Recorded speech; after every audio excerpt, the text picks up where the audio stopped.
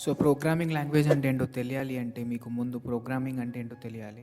ప్రోగ్రామ్‌లో మనం ఒక కంప్యూటర్‌కి వర్క్ ఇన్‌స్ట్రక్షన్స్ పాస్ చేస్తాం. కానీ మనం పాస్ చేసే ఆ ఇన్‌స్ట్రక్షన్స్ అన్నీ ఆల్ఫా న్యూమరిక్స్‌లో ఉంటాయి. కానీ కంప్యూటర్‌కి అది అర్థం కాదు. కంప్యూటర్‌కి ఓన్లీ జీరోస్ అండ్ వన్స్ మాత్రమే అర్థమవుతుంది. దానిని binary language or machine language అంటాం. ఇప్పుడు మనం జీరోస్ అండ్ వన్స్‌ని ఒక ప్రోగ్రామ్‌లో రాయడం అంటే అబ్బో! అదో పెద్ద వార్.